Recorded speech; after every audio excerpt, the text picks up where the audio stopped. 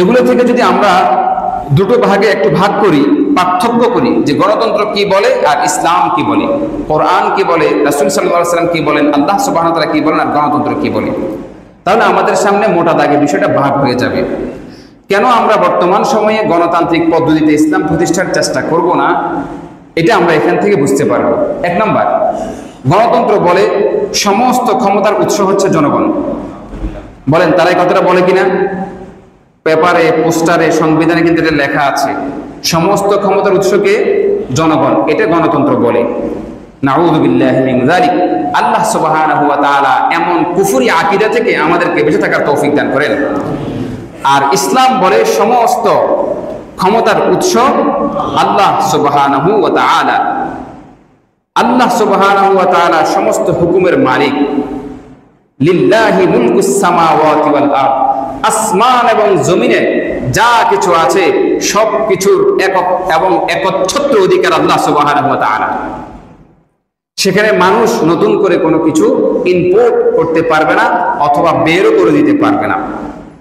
যেটুকু আল্লাহ তাআলা দিয়েছেন সেটুকুকে স্বীকার করতে হবে, মানতে হবে, তাহলে ইসলাম হবে, না হলে সেটা ইসলাম থাকবে না। তাহলে বলুন তো, গণতন্ত্রের মধ্যে আমরা সুস্পষ্ট একটা কুফরি আকীদা পেলাম কিনা? গণতন্ত্র কি বলে? যে সমস্ত ক্ষমতার উৎস জনগণ, অর্থাৎ জনগণ যেই ম্যান্ডেট রায় দিবে সেটাই গ্রাহ্য হবে। আর ইসলাম বলে আল্লাহ সুবহানাহু ওয়া তাআলা মানুষের খালিক হিসেবে মানুষের জন্য যেই ম্যান্ডেট এবং যেই সিস্টেম, যেই রুলস, যেই নির্দেশনা দিয়ে দিয়েছেন সেগুলোই মানুষকে মানতে হবে। সুতরাং আমরা অবশ্যই আল্লাহ সুবহানাহু ওয়া তাআলার রুলসকেই মেনে নেব ইনশাআল্লাহ তাআলা। গণতন্ত্র বলে মানুষের প্রণীত আইন দিয়ে রাষ্ট্র চলবে, মানুষের বানানো আইন দিয়েই রাষ্ট্র চলবে। আর ইসলাম বলে আল্লাহ সুবহানাহু ওয়া তাআলার আইন দিয়ে রাষ্ট্র চলবে। তাহলে এখানে মোটা দাগে পার্থক্য আছে কিনা বলেন তো? এগুলোতে কি কখনো আমরা মানে এক করার কোনো সিস্টেম আছে? এখানে আসলে এক করার কোনো সিস্টেম নেই। খুব সোজা বিষয়গুলো। যে গণতন্ত্রের কথা হচ্ছে আমরা 300 জন 350 জন পার্লামেন্ট সদস্য নির্বাচন করব, এরপরে ওরা গিয়ে আমাদের দেশের জন্য কোনটা ভালো কোনটা খারাপ তারা সেটা নির্বাচন করবে। তারা সেগুলো লিখার দ্বারা আমরাই লিখেছি বলে প্রমাণিত হবে। আপনি বলতে পারেন, আমি বলতে পারি যে আমরা তো এই সংবিধান লিখি নাই, আমরা তো বলি নাই যে ট্রান্সজেন্ডারিজমকে আমাদের দেশে অনুমতি দেওয়া হোক, আমরা তো বলি নাই মদের আইন দেশে করা হোক। বলেন আপনারা কি এটা সমর্থন দিয়েছিলেন? দেন নাই। কিন্তু দেশে মদের আইন করা হয়ে গিয়েছে। পতিতালয়ের আইনের জন্য আপনারা সমর্থন দেন নাই, কিন্তু এরপরও দেশে পতিতালয়ের আইন করা আছে। প্রশ্ন হচ্ছে তাহলে আমাদের কেন গুনাহ হবে? আমরা কেন এটার অংশীদার? কারণ আমরা এমন কিছু ব্যক্তিদেরকে, এমন কিছু ইসলাম বিদ্বেষী ব্যক্তিদেরকে, ইসলামের সাথে সম্পর্ক নেই এমন কিছু ব্যক্তিদেরকে আমরা সেখানে পাঠিয়েছি, যাদের ইসলাম সম্পর্কে ন্যূনতম জ্ঞান নেই। আল্লাহ সুবহানাহু ওয়া তাআলার সামনে কাল কিয়ামত দিবসে দাঁড়াতে হবে এই বিশ্বাস এবং ভয়টুকু না থাকার কারণে তারা তাদের মন মতো কিছু আইন বানিয়ে দিয়েছে। নাউজুবিল্লাহ বলেন। 3 নম্বর গণতন্ত্রের সাথে ইসলামের সংঘর্ষ, যে আদর্শের ক্ষেত্রে গণতন্ত্র বলে অনুসরণ কাকে করব? আমরা গণতন্ত্র বলে আমরা আব্রাহাম লিঙ্কনকে অনুসরণ করব, আমরা অনুসরণ করব অ্যারিস্টটলকে, প্লেটোকে, সক্রেটিসকে, আলেকজান্ডারকে, আমরা অনুসরণ করব রোমান সাম্রাজ্যের রীতিনীতিকে, আমরা অনুসরণ করব ব্রিটিশ সাম্রাজ্যের রীতিনীতিকে, আমরা অনুসরণ করব আমেরিকান সাম্রাজ্যের রীতিনীতিকে, আমরা অনুসরণ করব ইউরোপিয়ানদের রীতিনীতিকে। এমনকি প্রত্যেক গণতান্ত্রিক রাষ্ট্রের রাষ্ট্রপ্রধান যে রীতিনীতি নতুন নতুন করে আবিষ্কার করবে সেগুলো মানতে ওই রাষ্ট্রের জনসাধারণ বাধ্য। এটা হচ্ছে গণতন্ত্রের বক্তব্য। আর ইসলাম কি বলে? যে আদর্শের ক্ষেত্রে একমাত্র আদর্শ হচ্ছে রাসূল করিম সাল্লাল্লাহু আলাইহি ওয়াসাল্লাম। সুবহানাল্লাহ। বলুন তো এখানে সংঘর্ষ আছে কিনা?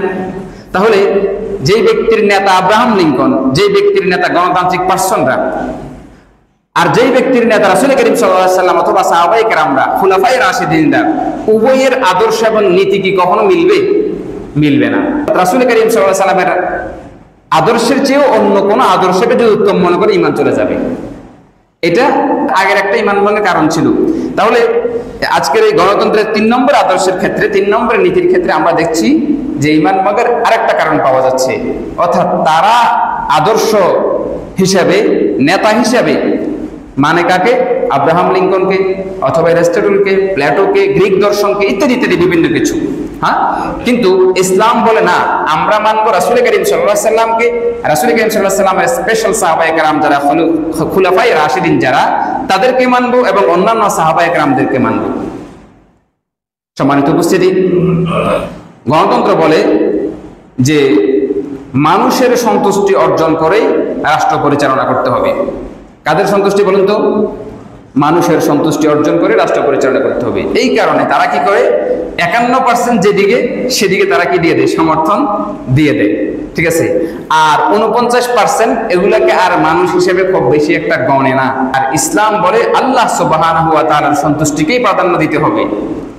এই কারণে জনসাধারণরা যদি সবাই একত্রিত হয়ে যায় যে আমরা মদের আইন চাই, ইসলাম বলবে না, আল্লাহ সুবহানাহু ওয়া তাআলা এটাতে একমত না, রাসূল করিম সাল্লাল্লাহু আলাইহি ওয়াসাল্লাম এটাতে একমত না, কোরআন এই বিষয়ে একমত না, বিদায় পুরো দেশের সমস্ত জনসাধারণ 99% না, একেবারে 100% লোকও যদি মদের আইন চায়, মদের আইন দেওয়া যাবে না।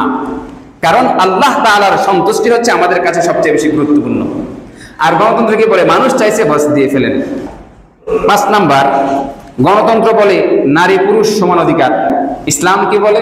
ইসলাম বলে যে ন্যায্য অধিকার। কি অধিকার? ন্যায্য অধিকার। কোথাও সম্মান পুরুষের বেশি হবে, কোথাও সম্মান নারীর বেশি হবে, সব জায়গায় সমান করার কোনো সিস্টেম নাই। ইসলাম এতটা গর্দভ এবং বেকুবদের ধর্ম না যে নারী এবং পুরুষকে সব জায়গায় সমান করে দিবে। যদি নারী পুরুষ সমান অধিকার হয়, তাহলে প্রেগন্যান্সির অবস্থায় মায়েরা যেমন 9 মাস 10 মাস সন্তান নিজের পেটে ধারণ করে, বাবারা কয় মাস ধারণ করে? একদিনও না। এবং এটা পসিবল না। পৃথিবীর সমস্ত নারীবাদী পুরুষরা যদি একত্রিত হয়ে বলে যে আজকে থেকে আমরা আর আমাদের স্ত্রীদের গর্ভে সন্তান দেব না, আমরা নিজেরাই নিজেদের গর্ভে সন্তান রাখবো, পারবে তারা? পারবে?